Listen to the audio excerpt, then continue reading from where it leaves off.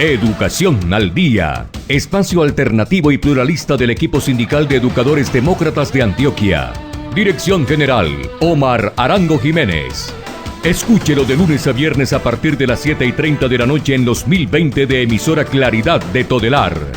Somos comunicación, lucha y servicio. Amables oyentes de Educación al Día, muy buenas noches. Bienvenidos a este espacio radial del equipo sindical de educadores demócratas del departamento de Antioquia. Hasta ahora saludamos a todos nuestros oyentes quienes nos sintonizan desde las 7:30 de la noche todos los días de lunes a viernes. Mi nombre es Karina Arango Carbonó y les doy la bienvenida a este espacio para la actualidad y la educación. Bienvenidos. Colombia está en el punto más crítico de la pandemia y el personal de salud hace su mejor esfuerzo, pero la alternancia aumenta los riesgos. El gobierno es responsable de establecer e implementar las condiciones para un retorno seguro a las instituciones educativas y mejorar el sistema de salud, porque primero está la vida, no a la alternancia. Unidos vamos con FECODE. Iniciamos con nuestro programa Educación al Día la noche de hoy y a esta hora nos acompaña el ejecutivo de FECODE, Omar Arango Jiménez. Omar, se ha realizado un importante seminario sobre la coyuntura actual con el fin de preparar los pliegos y tareas para este año 2021. ¿Cuáles son esas conclusiones importantes? Bienvenido. Sí, Karina Andrea Arango Carbonó, muchas gracias. Saludo cordial a usted y a todos los oyentes del programa Educación al Día en todo el país. Aquí en Unidad y en cadena, yo sé que va este programa con la cadena radial CHSCH, que origina desde Bogotá, con Radio Farallones y Tropirrumba, que origina desde el Valle del Cauca y que lidera el compañero Luis Alfonso Salcedo. Estamos encadenados para llegar a mucha población de Colombia. Como usted lo ha dicho, sí, se ha reunido el Comité Ejecutivo de FECODE en un seminario para analizar la situación actual que vivimos en el país y para diseñar un plan de acción y tareas para el año 2021, y hemos puesto al centro la construcción de un pliego de peticiones que recoja las principales necesidades, no solamente de los educadores, sino de los estudiantes, la comunidad educativa, la población colombiana.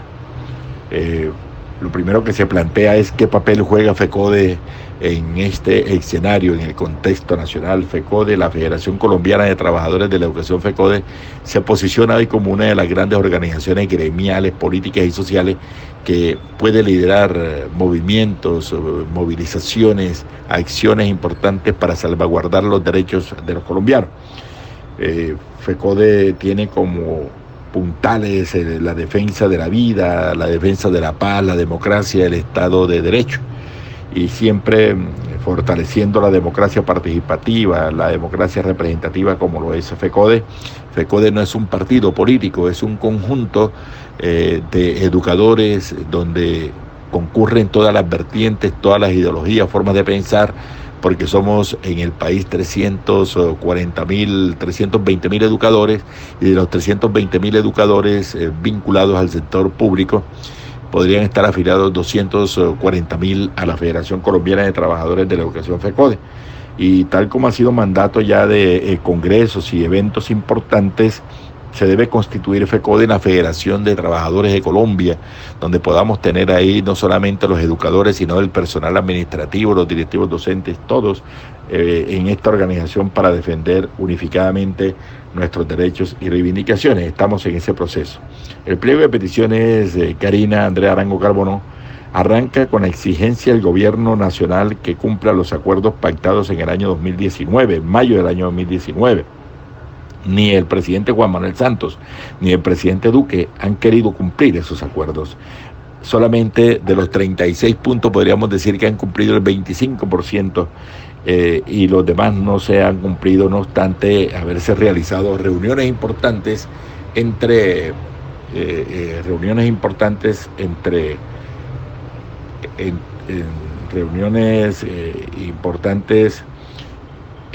el gobierno nacional, el Ministerio de Educación y la Federación Colombiana de Trabajadores de la Educación, FECODE. Nosotros requerimos de que se cumpla con lo pactado inclusive en el Plan Nacional de Desarrollo y en el punto primero de los acuerdos, que es la financiación de la educación pública, y quedó en el artículo 188 del mismo Plan Nacional de Desarrollo, coherente con lo establecido en el punto primero de los acuerdos, que el gobierno debería iniciar todos los trámites y diligencias necesarias para hacer una reforma constitucional al sistema general de participaciones, porque es la única manera de apropiar más recursos para la educación, la salud, saneamiento básico, agua potable. Ya estamos analizando en el Comité Ejecutivo la fórmula para hacerle una propuesta seria al gobierno para que mueva las cifras e inyecte más presupuesto a la educación. Estamos pendientes de la aprobación de un estatuto, del trámite del estatuto docente, donde se recojan todas las necesidades que tenemos todos los educadores del país, los 2277, 1278, los educadores, que quedemos contemplados en un solo estatuto donde se garantice la estabilidad y las condiciones de trabajo profesional de los maestros. Hay un tema, Karina, que nos unifica a todos los maestros del país, y yo diría que a todos los colombianos, el tema de la salud. Hoy el personal de la salud, las instituciones de salud, hoy en el país están débiles. El gobierno no está invirtiendo los recursos necesarios para soportar la red de hospitales públicos, red de clínicas públicas, y es ahí que nosotros estamos exigiéndole al gobierno nacional que no deje privatizar la educación, que antes por el contrario inyecte recursos a los hospitales y las clínicas en cuanto a dotación, pero también al personal de la salud, que le pague lo que le tiene que pagar y que le haga los reconocimientos que tiene que pagar. No más tercerización en los contratos de salud para los médicos, las enfermeras, los bacteriólogos y todos los auxiliares en la prestación del servicio médico a los colombianos. Pero nosotros los educadores, que tenemos un régimen propio, un régimen particular, también tenemos serias dificultades porque los operadores del servicio de salud en el país no están cumpliendo los contratos, y Fido Previsora no hace lo que tiene que hacer para que se cumplan los contratos. Es una queja generalizada en todo el país con respecto a la entrega de los medicamentos, la oportunidad de la entrega de las citas, la atención a los maestros. Acá en el departamento de Antioquia nos atiende Revital, Sumimedical, y con ellos se vienen haciendo unos ejercicios para que no se debilite la atención al personal de la educación, a los educadores y beneficiarios, los afiliados, cotizantes y beneficiarios. Porque nosotros también estamos reclamando del gobierno que se reglamente el decreto 1655 y se organice de una vez por todas la seguridad y salud en el trabajo para los educadores, que serias dificultades tenemos. Hay un punto que nos llama la atención y sobre lo cual venimos exigiéndole al gobierno, es que la enfermedad, la COVID-19, sea catalogada como una enfermedad laboral, una enfermedad profesional, y el gobierno no ha querido hacerlo así. Tiene que decretarlo para que la COVID-19 sea considerada una enfermedad laboral y profesional, y de esa manera no le descuenten a los maestros cuando son incapacitados, a los maestros nacionales y vinculados después del 1 de enero del año 1990. Omar, y un aspecto también muy importante es con relación a la de los recursos económicos para la educación. ¿Qué información se tiene al respecto? Sí, Karina, importante pregunta.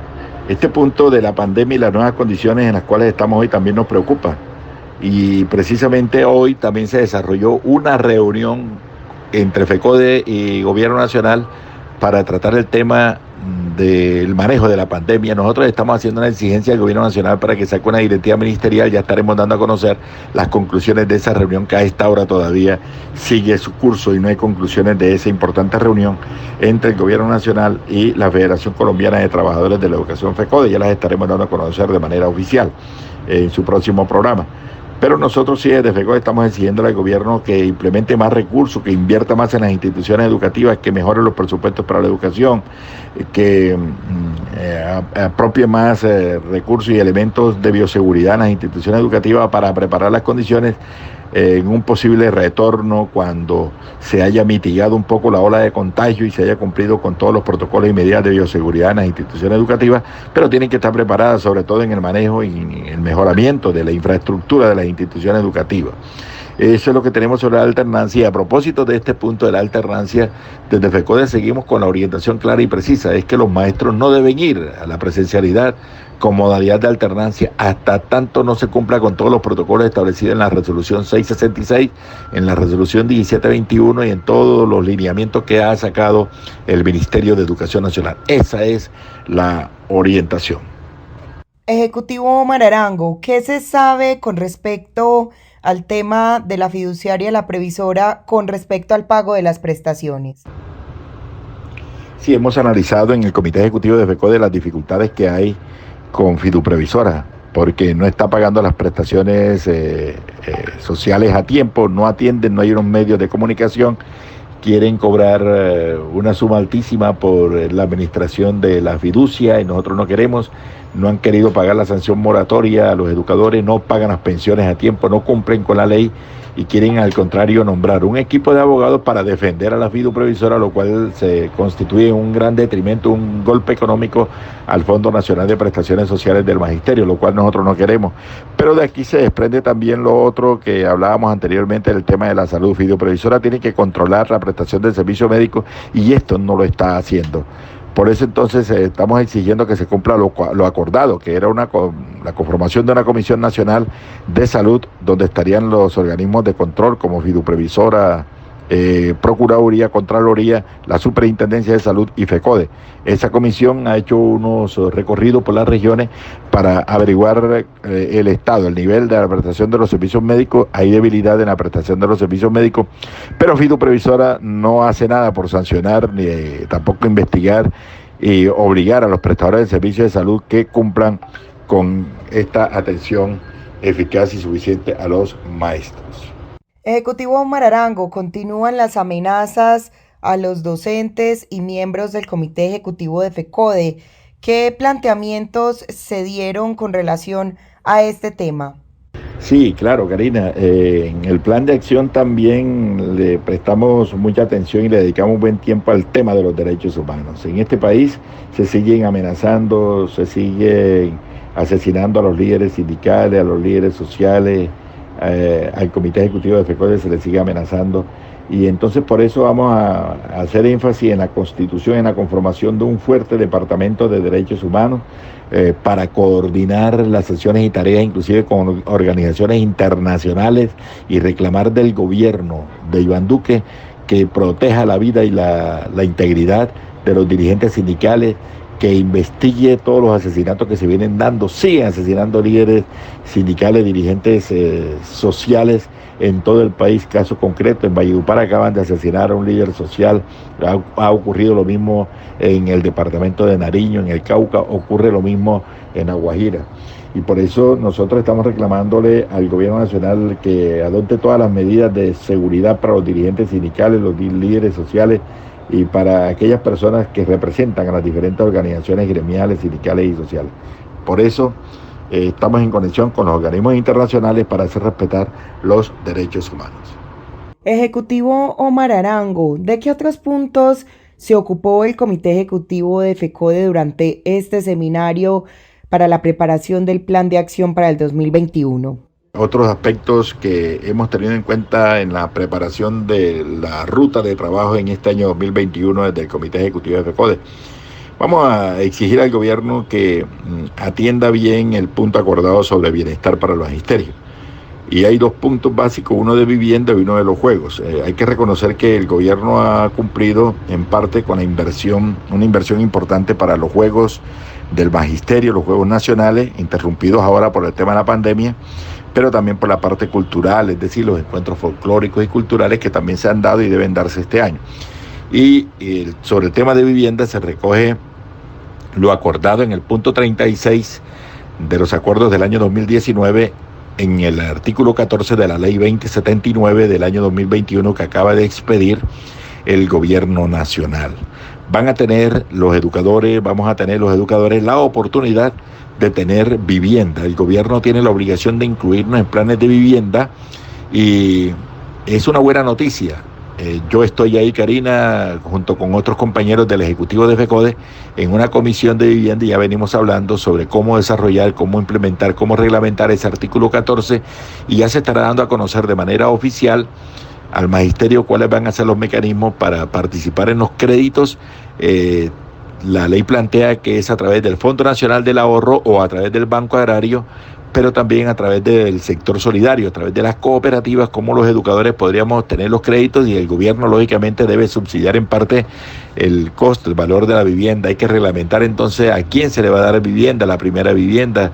Hay que hacer un censo de los educadores que no tienen vivienda en el país. A partir de allí entonces se plantean las necesidades, se han hecho algunas encuestas, se hace un estudio y posteriormente sí el gobierno ya orientará a través de circulares y directivas cuál va a ser el mecanismo para hacer uso de este beneficio de la vivienda, que es un logro de la Federación Colombiana de Trabajadores de la Educación FECODE.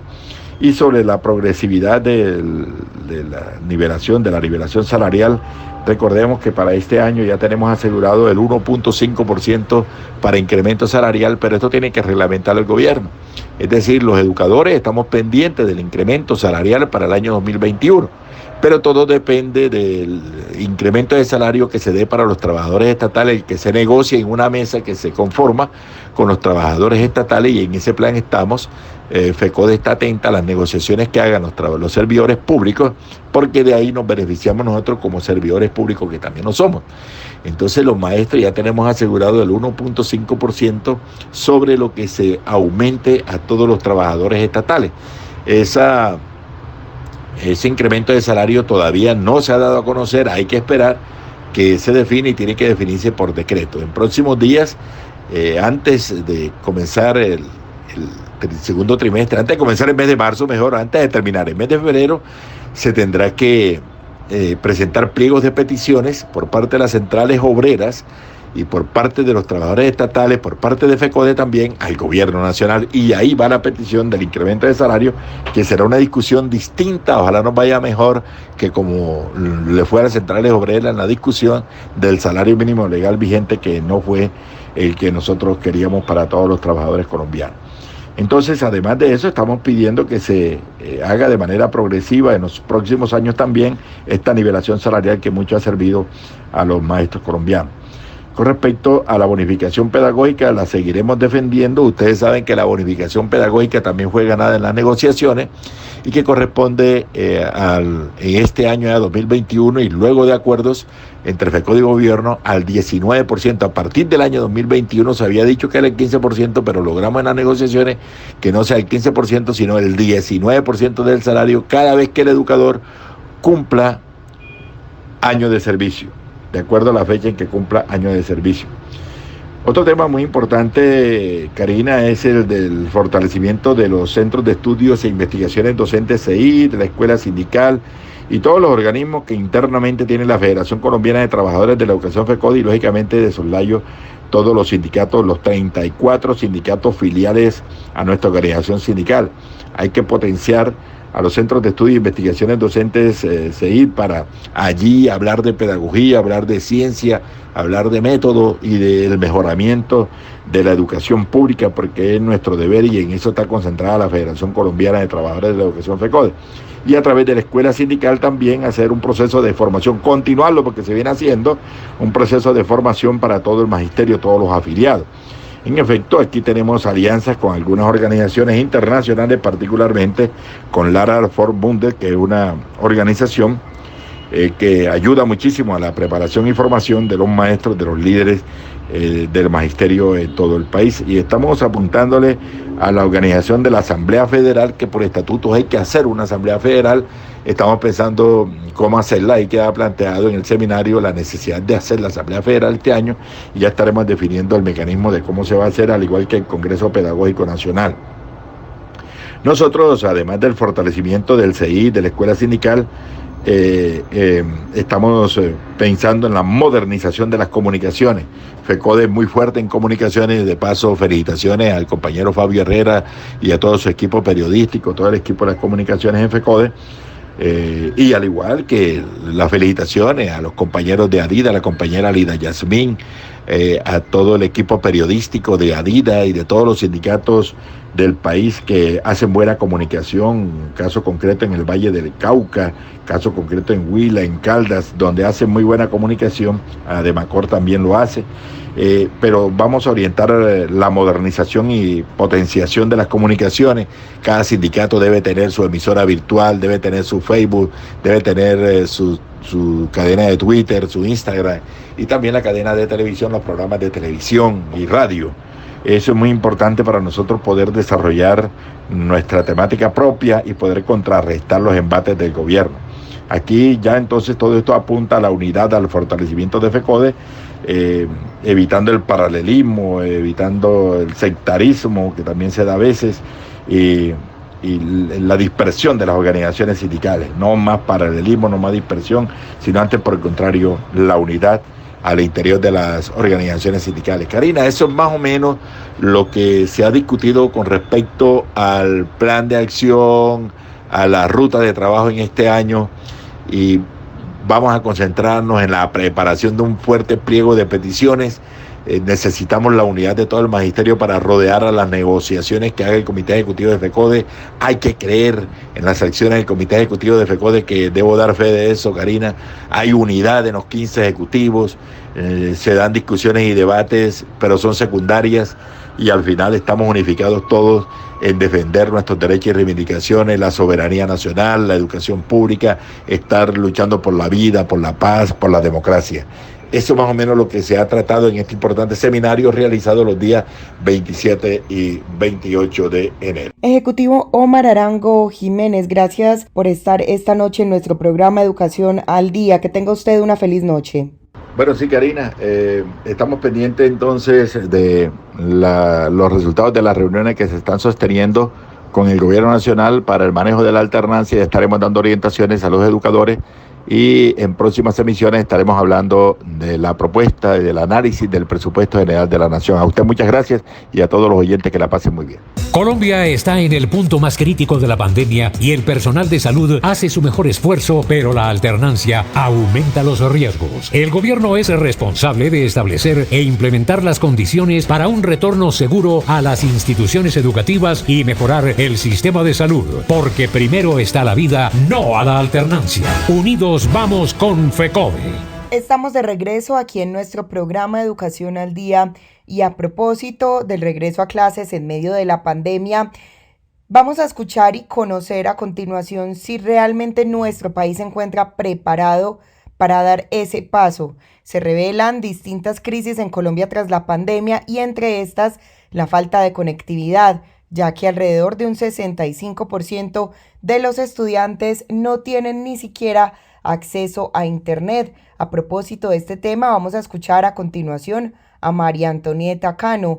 Ella es exdirectiva de la ADE. Nos sorprende esta situación tan insólita, tan inusitada como el coronavirus, y con ella la cuarentena y la pandemia en general, pues realmente coge a Colombia en un momento de crisis no nueva, una crisis que viene profundizándose en los últimos años como producto de los dos recortes a las transferencias que ha habido.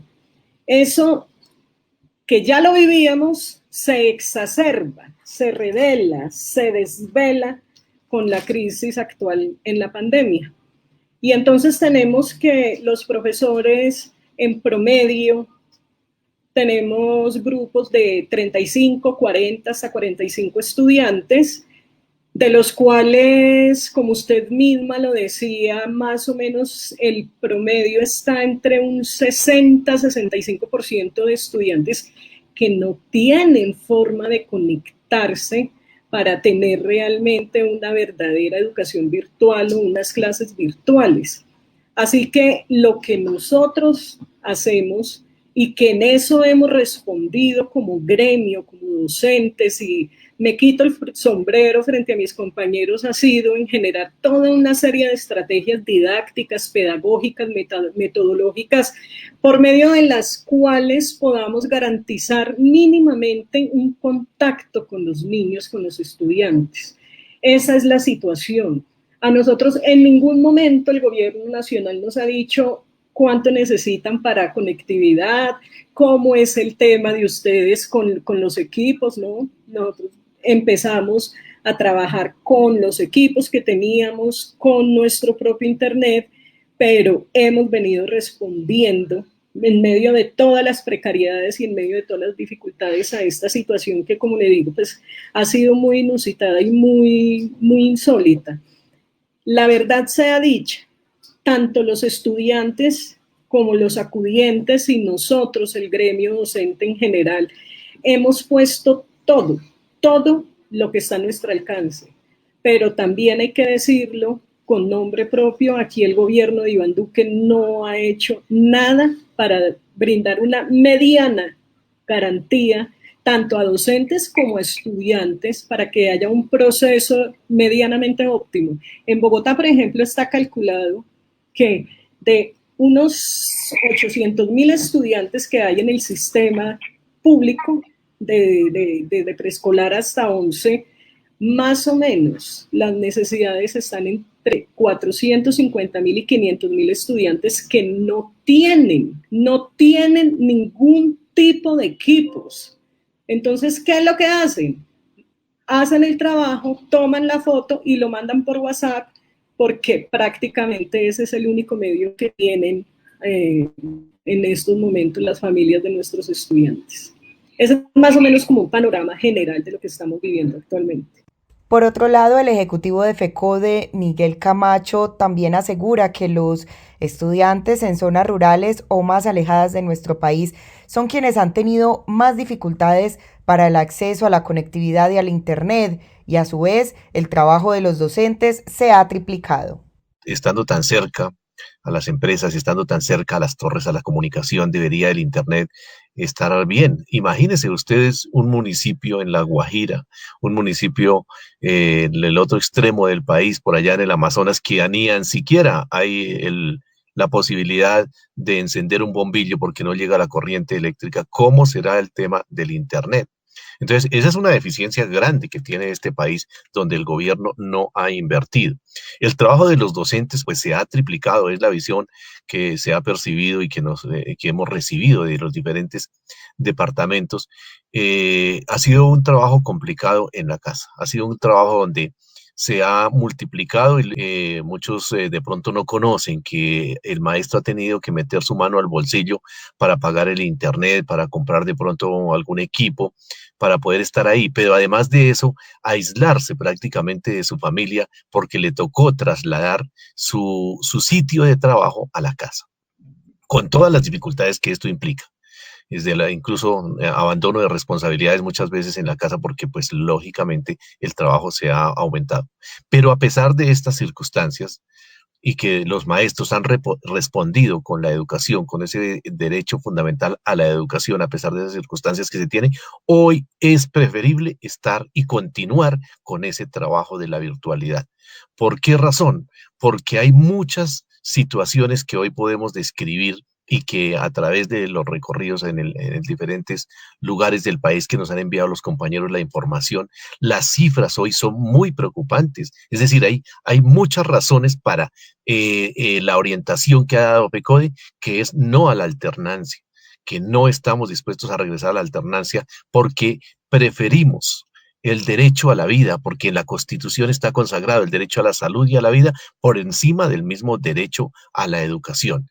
Entonces, hay cifras que ustedes han visto en el mundo, el alto pico de contagio. Hoy ustedes ya conocen que en el mundo más de 100 millones de personas contagiadas, más de 2 millones de personas fallecidas. En Colombia, pues las cifras, lo mismo, 2.041.000 personas contagiadas y más de 52.000 personas fallecidas. Es vergonzoso para Colombia ocupar el tercer lugar contando de atrás hacia adelante, o sea, de los peores países, que creo que nos supera solamente México y Sudáfrica. Pues es muy preocupante. Y en cuanto a los maestros, hoy no hay una cifra exacta de cuántos fallecidos hay, porque el sistema de salud que tenemos a través de la Fiduprevisora, una empresa que desafortunadamente a raíz de todos los temas de corrupción que se dan al interior pues no cumple con lo que tiene que ver con la salud y con los maestros que tienen ahí sus prestaciones. Y en el tema de la salud, pues ahí también hay una gran dificultad, que hoy no tenemos la seguridad y salud en el trabajo, o lo que en otras entidades se llama la ARL. Entonces es una situación bien complicada y pues creemos que alrededor de 500 maestros en este momento han fallecido. Y de los niños, ni qué hablar. Hoy las cifras hablan de más de 136 niños o jóvenes menores de 18 años que han sido contagiados. Y se demuestra por estudios que sí son vectores de contagio, que sí se contagian. Y la responsabilidad y las implicaciones que esto tiene cuando se lleva a esta cadena de contagio que hace toda la comunidad educativa a una casa, pueden venir unas consecuencias de tipo penal muy, muy complicadas, muy difíciles en ese sentido. Y el ejecutivo de FECODE, Miguel Camacho, también asegura que el gobierno nacional debe destinar los recursos necesarios para continuar con la educación desde casa. La alternativa que desde FECODE se propone es continuar trabajando en casa. Y para eso, pues lógicamente, el gobierno debe destinar los recursos necesarios porque hoy no se tienen.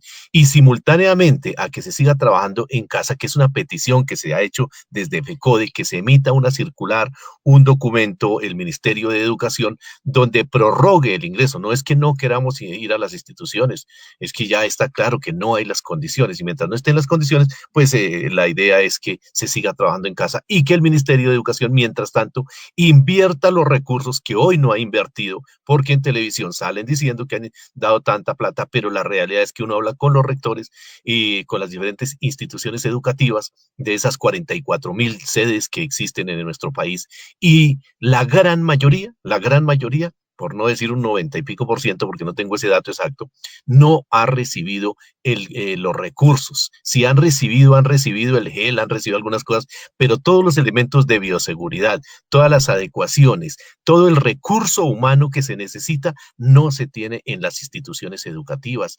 Y eso, pues también un gran agravante que hoy se tiene también, es que el gobierno nacional insiste, presiona para que se retorne a las aulas, sí, pero lavándose las manos, como decimos, porque le da esa responsabilidad a los gobiernos escolares, y las implicaciones que puede traer el fallecimiento o el contagio de algo, pues el gobierno la está evadiendo y se la deja a las comunidades educativas, que es algo bien delicado. Y sin embargo, pues hay intereses detrás de esto, pues hay intereses económicos, hay otra serie de intereses que se mueven alrededor del tema del retorno, que el gobierno pues es lo que verdaderamente quiere, el tema económico por encima de la vida y de la salud de las comunidades educativas, que son aproximadamente una tercera parte de la población de nuestro país. El ejecutivo de FECODE, Miguel Camacho, asegura que el interés del gobierno durante la pandemia ha sido disminuir la planta del personal. Por ello, FECODE ha exigido mantener a los docentes, especialmente a los provisionales, quienes se han visto en riesgo de ser despedidos. La insistencia del gobierno pues es priorizar lo económico. Ellos lo que les interesa eso. Y de paso también un interés del gobierno es disminuir la planta de personal.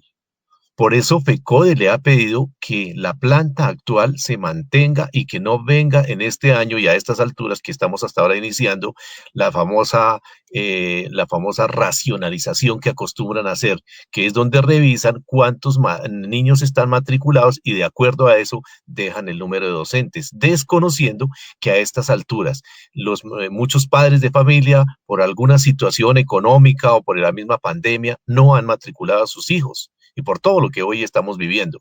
Entonces el gobierno pretende aprovechar eso para sacar maestros, y ahí hay alrededor casi de 60,000 maestros provisionales que estarían ahí en esa situación de inestabilidad. Y lógicamente, lo que decía la profe María Antonieta, si no se revisa la cantidad de estudiantes que se tienen en cada aula, en cada eso, para disminuir ese número por el tema de distanciamiento, es que son unas de las recomendaciones que han hecho muchas entidades en el tema de salud, salud que conocen del tema y esa es una recomendación, distanciamiento de 2 metros y como tú lo decías, en el salón hoy 45, 50 estudiantes donde el docente casi no puede ni entrar, entonces eso no puede seguir así, entonces es todo lo contrario, en vez de disminuir la planta deben es aumentarla, porque pues se van a necesitar más docentes cuando pues hay menos alumnos por grupo, entonces esa es una situación que se está dando. En cuanto a lo que dices de la desobediencia civil, pues a nivel de FECODE mañana se tiene una reunión con la viceministra de Educación para plantearle o reiterarle nuevamente y escuchar la respuesta frente a las peticiones que se le hicieron concretamente sobre el tema de la alternancia. Y ahí miraremos qué respuesta dan y si es posible avanzar en un diálogo, porque FECODE siempre está abierto al diálogo para que se den esas situaciones que yo le planteaba, como ese correr las fechas ahorita, suspender la presencialidad, por eso lo de la conectividad y toda la situación que hoy se tiene en salud. El tema de la vacuna sí realmente se está pidiendo también que pues se dé la agilidad, porque hoy no se conoce. Eso parece que fuera un secreto de Estado, se den las fechas cuando se va a iniciar y que en el caso del magisterio, que hoy no tiene un sistema de seguridad en el salud, que somos creo que uno de los pocos trabajadores, pues que también estemos ahí en primera línea porque estamos en contacto directo cuando se llegue a esta situación de presencialidad que algún día tendrá que darse con los estudiantes. Y si eso no, los diálogos con el ministerio no funcionan, pues la orientación para el magisterio colombiano es la desobediencia civil, que también está consagrado y amparado constitucionalmente, porque no podemos ir a hacer una masacre prácticamente con los niños, con los estudiantes allá en las instituciones que se convierten en un foco de infección, de transmisión para las comunidades educativas, donde el porcentaje de la población que está alrededor de la educación es bastante alto, más de 8.000 estudiantes en la población pública, más los privados, más los padres de familia que acompañan, más todo el comercio también que gira alrededor de las instituciones educativas, lo que es restaurantes escolares, transporte, las cooperativas que venden los productos. Es decir, es una cadena de contagio la que se generaría muy grande, y además de eso agrego algo, en las instituciones educativas hoy no se tiene personal de salud. Un maestro no fue capacitado para estar midiendo la temperatura, para estar siguiendo los síntomas que tiene una persona contagiada. Entonces hay muchos elementos aquí que llevan a eso. Entonces la orientación es que si el gobierno sigue presionando y zafándose de la responsabilidad que constitucionalmente frente a las normas que hoy existen, entonces es la desobediencia civil para que los maestros sigamos haciendo nuestro trabajo desde el aula, pero sin la presencialidad. Y en el marco del inicio del calendario escolar, miembros del gobierno nacional han implementado una estrategia por medio de la cual buscan recolectar consentimientos informados por parte de los padres de familia dispuestos a enviar a sus hijos de regreso a clases. A propósito de este tema, vamos a escuchar a continuación a María Antonieta Cano, quien es exdirectiva de la ADE. Son tramposos. Desde las administraciones también tratan de hacer como un constreñimiento a través de esas encuestas y de estos formatos con consentimientos, imagínense, consentimiento informado que para un regreso presencial, una alternancia, pero afortunadamente nuestros acudientes, nuestros papás, mamás y los mismos niños, pues tampoco son caídos del zarzo y ellos mismos están diciendo, no, sin garantías no vamos a volver a las instituciones educativas. El llamado es ese, el llamado es a toda la comunidad, a los acudientes, a los estudiantes, y es que lo que tenemos es que cerrar filas, cerremos eso sí, filas para que haya vacunación rápido, ya, que esa vacunación sea universal, que sea gratuita, que sea sin discriminación alguna, y también cerrar filas y acompañar las movilizaciones que se dan desde el Comando Nacional Unitario de Paro, desde la Federación Colombiana de Trabajadores de la Educación FECODE, aquí en Bogotá, desde la Asociación Distrital de Educadores ADE, para que entre todos luchemos para que haya condiciones dignas en medio de esta pandemia, y esas condiciones mínimas y dignas se atraviesan también por una renta básica de la que deberían ser objeto, por no decirlo el 100%, sí, el 90-95% de nuestras familias a las que nosotros en el sector público pues atendemos en este servicio de la educación que brindamos día a día. Así que yo les digo, en general, ni estudiantes, ni acudientes, ni docentes nos vamos a dejar meter el dedo a la boca, y sí estamos exigiéndole al gobierno nacional que genere esas condiciones, que haya unas garantías, que haya vacunación, porque es que eso sí es lo mínimo de lo mínimo, y que en el camino vamos mirando cómo va a ir siendo ese retorno a las clases presenciales, porque evidentemente tenemos que volver. No sé cuándo ni cómo se vayan a dar las condiciones, pero que tenemos que volver, porque si algo nosotros reivindicamos como magisterio son las clases presenciales. Esa es nuestra razón de ser y eso es lo que nos gusta hacer.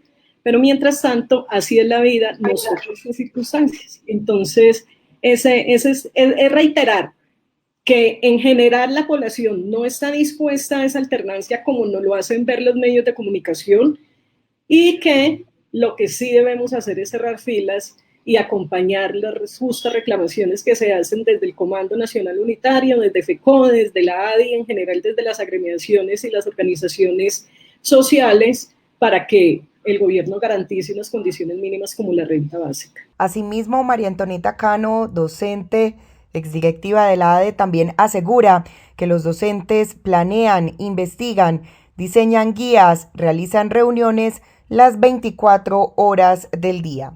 Hay que decir que pues nosotros en la casa no estamos cruzados de brazos. O sea, además de los encuentros sincrónicos que hacemos con los estudiantes, porque no les podemos llamar clases, porque no son clases, porque ya hemos explicado las carencias que tienen nuestros estudiantes de equipos, de internet, bueno, de todas las circunstancias en las que estamos.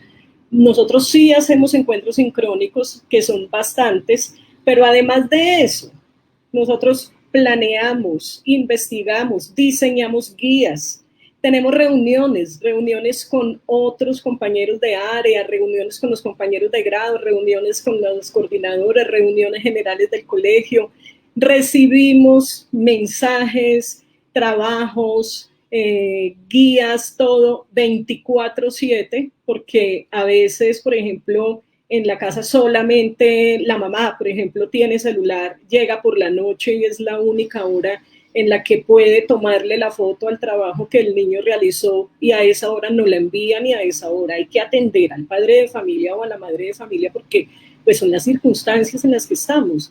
Evaluamos, subimos notas, o sea, cruzados de brazos no estamos, al contrario. Hemos tenido, si se quiere, más trabajo que en la presencialidad. Entonces, el trabajo no se ha parado, pero también es bueno decir que no es que nosotros estemos renunciando a la presencialidad, al contrario, la reivindicamos, al contrario, hacemos un llamado para que todo el mundo sepa que la razón de ser del proceso educativo es con presencialidad. Ningún computador, ningún celular, ningún WhatsApp va a reemplazar lo que es una clase para el docente, y nunca va a reemplazar lo que es el proceso, además de sociabilidad, que hay en una institución educativa en la que no solamente los niños van a clases, sino que también van a interactuar con sus pares, a estar en el descanso, a recrearse, o sea, todo lo que implica este proceso de enseñanza-aprendizaje. Así que es decirles, trabajando sí estamos. O sea, no es un retorno al trabajo, no es un retorno a clases, porque clases ha habido, trabajo hemos tenido todo este tiempo. La presencialidad es la que están veremos, y no están veremos por nosotros, porque nosotros en el momento en que haya condiciones, ahí estaremos. Lo que estamos diciendo legítimamente, creo que es una aspiración pues humana, legítima, que docentes, estudiantes y acudientes tenemos, y es que nos brinden unas garantías mínimas, y esas garantías mínimas pasan porque haya un proceso de vacunación oportuna, que ya no fue oportuna, pero que se haga, que sea efectivo, que sea universal, que sea sin discriminación alguna, que sea gratuita, y que los colegios se adecúen para las circunstancias en las que estamos, y sabemos que esa adecuación pues va a demorar un tiempo, porque como les decía, esta pandemia lo que hizo fue revelar desvelar la situación precaria en la que se encuentran la gran mayoría de las instituciones educativas del país. Así que llamamos a los gobiernos, tanto nacional como distritales, para que se pongan las pilas, se metan de verdad la mano al bolsillo, adecúen las instituciones educativas, generen las condiciones, porque en algún momento vamos a tener que retornar, pero ese momento tiene que ver con todo lo que hemos expresado en este programa, de esas condiciones mínimas, que como les digo son condiciones humanas, para poder retornar a un trabajo presencial, porque el trabajo virtual lo hemos tenido durante todo este tiempo. Colombia está en el punto más crítico de la pandemia y el personal de salud hace su mejor esfuerzo, pero la alternancia aumenta los riesgos. El gobierno es responsable de establecer e implementar las condiciones para un retorno seguro a las instituciones educativas y mejorar el sistema de salud, porque primero está la vida, no a la alternancia. Unidos vamos con FECODE. Y estamos de vuelta aquí en nuestro programa Educación al Día, y a propósito del proceso de vacunación en Colombia, vamos a escuchar a continuación a Maritza Martínez Aristizábal, senadora de la República, quien hace un contexto nacional e internacional sobre la ruta de la vacunación y expone las principales inquietudes que presentan los colombianos con relación a este proceso. La verdad es que para poder analizar la situación de Colombia hay que repasar, aunque sea rápidamente, las realidades mundiales. Es que tengo que decirle, estas realidades poco favorecen a países con economías emergentes como el nuestro. De hecho, tengo que reconocer que tenía serios reparos sobre las actuaciones del gobierno para adquirir la vacuna y para comenzar su aplicación. Pero entre más revisé los documentos para esta audiencia, entendí que somos un pequeño velero tratando de sobrevivir en medio de una tormenta en un océano. El margen de maniobra es mínimo, y al momento de hacer una discusión de este tema tenemos que partir de ese hecho real. Este es el estado de la carrera por la vacuna, 90 proyectos candidatos, pero para la fecha solo 9 de ellos cuentan con autorización de uso, y esa es la rapiña en el mundo por esos productos. Estados Unidos, China, Reino Unido, Rusia, India son los países que, además de contar con las más poderosas farmacéuticas en sus territorios, han decidido invertir recursos públicos en proyectos de investigación. Son recursos billonarios que países como el nuestro no están en capacidad de participar, lo cual nos pone de una vez en desventaja y los pone a ellos en ventaja para el acceso a estas vacunas. En medio de este oligopolio en el que solo participan, y ahí lo vemos, las grandes potencias, pues están países como Colombia, sin recursos para participar en estas investigaciones, para arriesgar.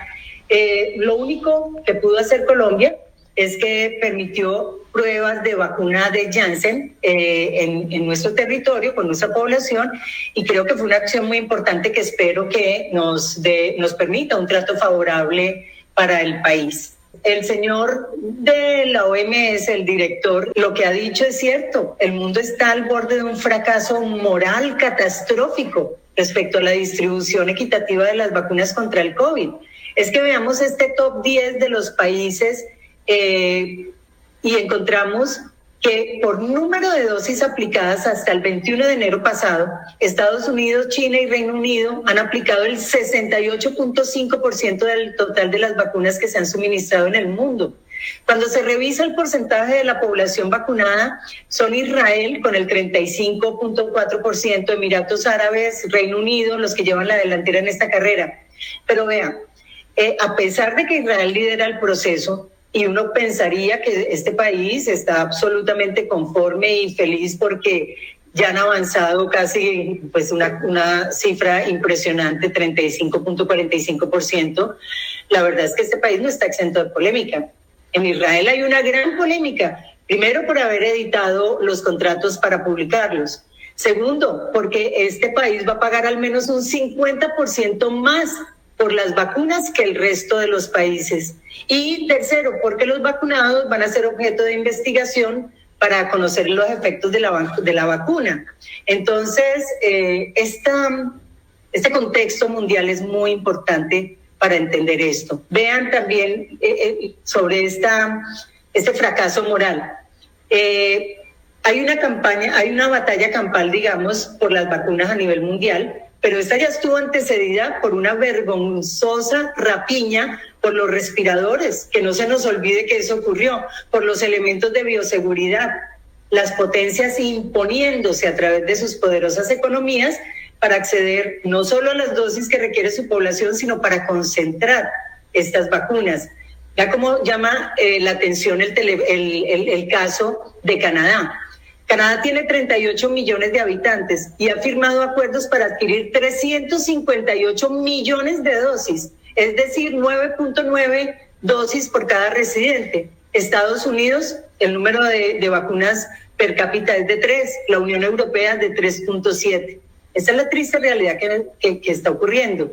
Mientras que 49 países de altos ingresos y medios se han distribuido 39 millones de dosis de vacunas. En países de ingresos bajos, apenas 25 personas en promedio han sido inmunizadas. Veamos en América Latina. En nuestra región, 7 países han iniciado el proceso de vacunación. El presidente García ahora ha llamado la atención que vean cómo ya empezaron a vacunar acá en América Latina. Sin embargo, revisemos las cifras. Argentina y Costa Rica, que iniciaron a finales de diciembre pasado, llevan la delantera absoluta. Y sin embargo, cuando revisamos las cifras, vemos que ninguno de los dos se acerca ni siquiera al 1% de población inoculada. Apenas van en 0.5% de la vacunación. Y seguramente la razón de este avance tan pobre es la capacidad logística para realizar esta tarea. Entonces, yo quiero decir acá una primera conclusión que surge porque es fundamental decirlo.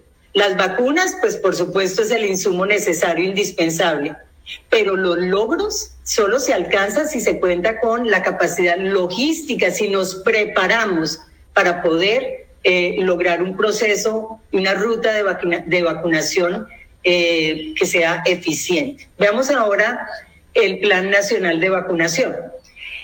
Este plan nacional pretende inmunizar al 67% de la población, 34 millones. Yo creo que es entre 2021 y 2022. Pensar que sea solamente en este año es imposible. Quedan excluidos los menores de edad, las madres gestantes y más de 1.5 millones de recuperados de COVID. En este momento, según la información general que tenemos todos, es que Colombia ya tiene garantizadas casi 49 millones de dosis que le van a permitir inmunizar 29 millones de colombianos. El gobierno escogió 2 rutas, el mecanismo COVAX, 20 millones de dosis, y acuerdos con laboratorios, Pfizer, BioNTech, 10 millones de dosis para 5 millones de vacunados, AstraZeneca, Oxford, 10 millones de dosis para 5 millones de vacunados, Janssen con 9 millones de dosis para 9 millones de vacunados, porque es una única dosis. El resto de las fases y etapas, pues acá no habrá tiempo, seguramente lo expondrá el gobierno nacional. Estas son las proyecciones sobre disponibilidad. Estas son las proyecciones de disponibilidad de vacunas que el pasado 13 de enero el Ministerio de Salud hizo públicas. En total son 49 millones de dosis, exactamente 48.9 millones de dosis que se proyectan como disponibles. Sin embargo, frente a este punto debemos ser conscientes también de los incumplimientos que han venido presentando las farmacéuticas. Es que no es a Colombia, es al mundo. Vimos la reclamación que está a punto de iniciar Italia, la noticia que recibió México la semana pasada. Estos son los acuerdos que existen. Esta es la disponibilidad que está en papel. Ojalá logremos, pero si no lo logramos porque las farmacéuticas no cumplen los acuerdos, yo quiero que entendamos también que a lo imposible nadie está obligado. Yo en este punto sí quiero decirle, al ministro o al personal del ministerio, del gobierno que nos acompaña, ¿en qué forma se van a repartir estas vacunas territorialmente? Es cierto que las grandes ciudades pues concentran un mayor número de casos, de población es más fácil, hay más logística, pero que por eso no dejemos de últimos en la fila a las regiones, municipios y comunidades rurales dispersas. El primer aspecto fundamental, obtener la vacuna, y el segundo, lograr una ruta de vacunación que de verdad se cumpla y sea eficiente. Acá van a jugar un papel fundamental el Ministerio de Salud, que es el que se encarga de confirmar la base de conformar la base de datos maestra de vacunación y va a identificar a las IPS habilitadas. Esta información se entrega a las EPS o a las entidades territoriales, según sea el caso, para que inicien todo el proceso de vacunación. Lo realmente preocupante es que las EPS estén jugando un papel tan preponderante, porque buena parte de las bases de datos que el Ministerio de Salud va a recaudar va a provenir de las EPS. Además, ellas van a determinar las IPS encargadas de vacunar a la población asegurada. Van a proveer las valoraciones médicas para aquella población que impugne el análisis inicial que excluye o que no los deja como prioritarios. Las EPS se van a encargar de la información de las personas vacunadas, pero lo más delicado, van a recibir el 50% del valor reconocido por la vacunación a las IPS y a girarlo a aquellas, a las IPS. Cuando ya sabemos, que se gire directamente como un anticipo a las IPS está muy bien, pero que le deje el restante 50% para que sea a través de las EPS, yo creo que es delicado, es un riesgo. Porque en estos días escuchaba a representantes de las EPS resaltando que ellos han jugado un papel muy importante, que han vacunado 10 millones de colombianos y que solo hay 72,000 quejas. Pero la verdad es que los colombianos en general no tenemos una buena percepción de las EPS. Les voy a hablar de un caso cercano, presidente. Mi mamá es una persona mayor de 70 años, diabética, hipertensa, con 2 intervenciones de corazón, y la EPS no le brindó ni prueba ni atención médica teniendo COVID. Entonces, yo sé que son muchísimos los casos porque así nos los han descrito para esta audiencia, y hay que revisar muy bien este papel que van a cumplir las EPS. Ellas, en buena parte, al demorar las pruebas, al negarlas, no permitieron hacer ese cerco epidemiológico que hubiera evitado ese número de contagios tan abismal que tenemos acá en el país. Las principales inquietudes, la primera es que se van a excluir a los recuperados de COVID. Yo quiero preguntar las razones de esta decisión y solicitar acá la inclusión en el plan de vacunación, así sea en una etapa posterior. Ellos son alrededor de 1.5 millones de personas que se han recuperado de la enfermedad. Las medidas de salud pública los obligan a mantener los mismos protocolos de bioseguridad, restricciones en movilidad, porque no existe la certeza de la inmunidad, de la duración de esa inmunidad.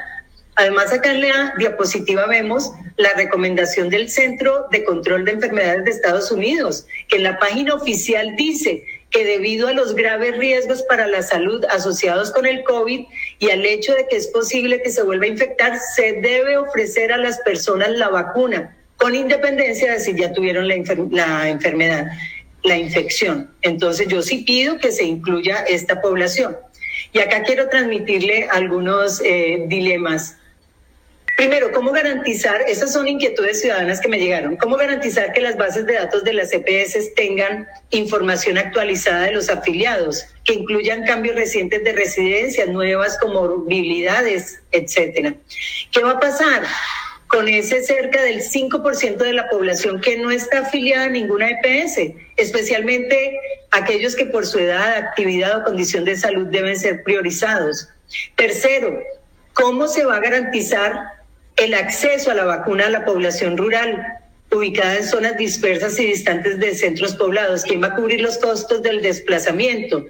En Bichada, Guainía, Vaupés, Amazonas, Meta, esto va a constituir un gran obstáculo. No quedó en esta zona un centro para este tipo de proceso de vacunación.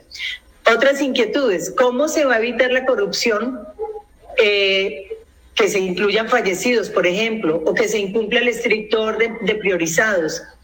Quinto, ¿será obligatorio permitir a los trabajadores asistir a la cita de vacunación o dependerá de la buena voluntad del empleador?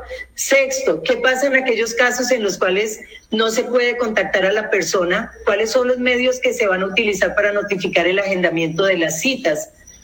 Séptimo, ¿qué sucede con aquellas personas que por motivos de fuerza mayor no pueden asistir a las citas programadas por las IPS? ¿Pierden la vacuna?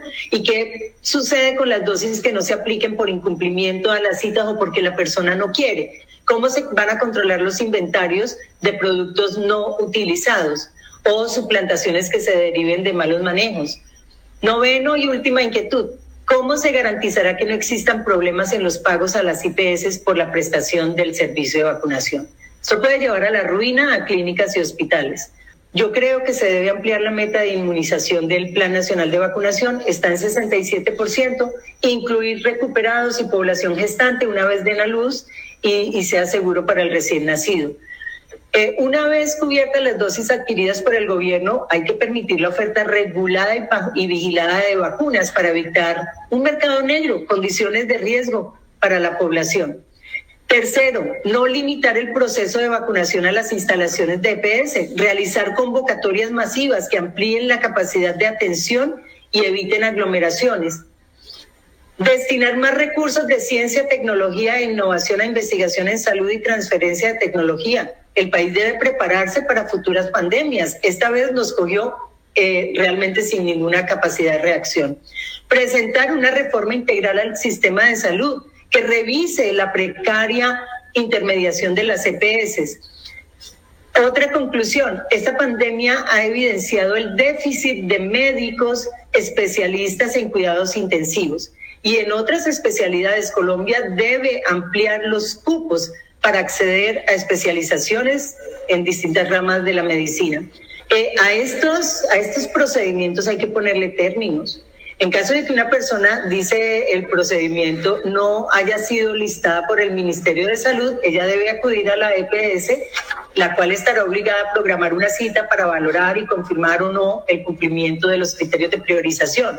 Resulta necesario en este caso, que va a ser masivo, establecer un término máximo para la programación y para la realización de la cita y contemplar este probable número adicional de personas dentro de las provisiones de compra de las dosis. Y de esta manera hemos llegado al final de nuestro programa Educación al Día. Les recuerdo que este es el espacio radial del equipo sindical de educadores demócratas del departamento de Antioquia. Recuerden que les habló Karina Arango Carbono. Que tengan todos una feliz noche. Educación al Día, espacio alternativo y pluralista del equipo sindical de educadores demócratas de Antioquia. Dirección General, Omar Arango Jiménez. Escúchelo de lunes a viernes a partir de las 7:30 de la noche en los 1020 de emisora Claridad de Todelar. Somos comunicación, lucha y servicio.